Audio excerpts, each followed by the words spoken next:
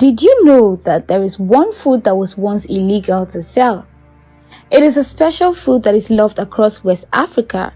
It is made from processed cassava tubers and it can be taken as a cereal or can also be taken as an edible substance. Can you guess the food? Yeah, you guessed right. It's Garri. Now let's talk about the famous food.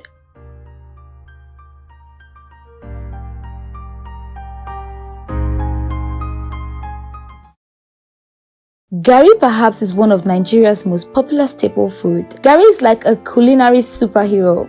What makes it more appealing is that it is relatively cheap and easy to prepare. Many Nigerians love this delicacy and you cannot miss it on any family menu. Popularity of Garri is so enhanced by its versatility. When you're not having it as a swallow, you can drink it with cold water.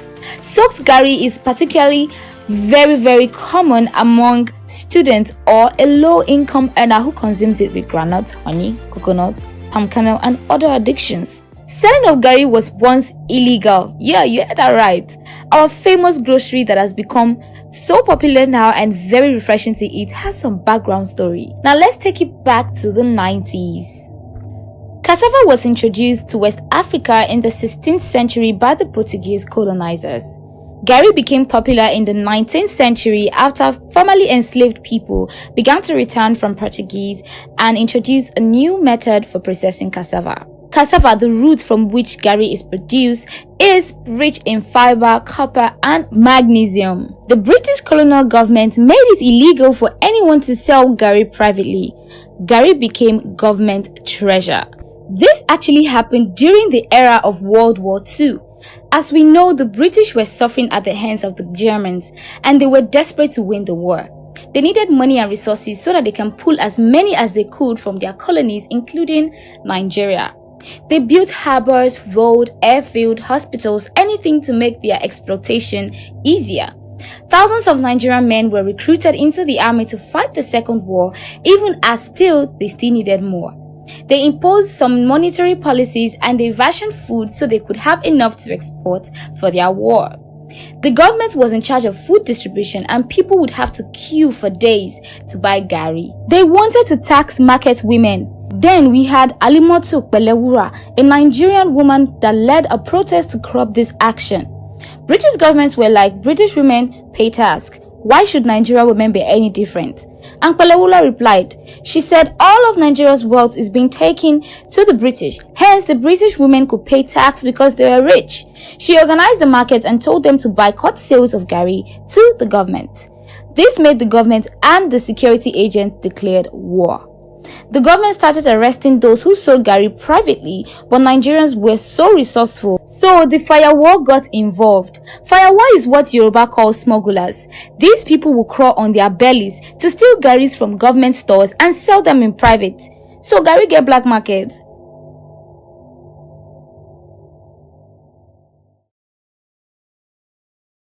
The government found out it was very hard to solve this issue. They tried to bribe Pelewura to come to their side, but she didn't sell her conscience. Thankfully, the government later backed down after months and announced the removal of Garri from the price control scheme, a scheme that was later scrapped. So next time you see our special groceries, show some respect because Garri got some history. And thanks to great folks like Alimotu Pelewura, we can now enjoy our Garri today freely, even though the price is skyrocketing in the market today. Today, Garri is found in homes throughout the country, and because it is typically affordable but not affordable right now, it is rich in fiber and contains important trace minerals, and about 250 tons of Garri is being produced in Nigeria annually. Garri is now a very popular snack across Nigeria. It is so popular that it is often referred to as the national snack. It is eaten in every part of the country, internationally and locally. Garri has gained popularity in recent years, especially in the Caribbean area where it is also very popular.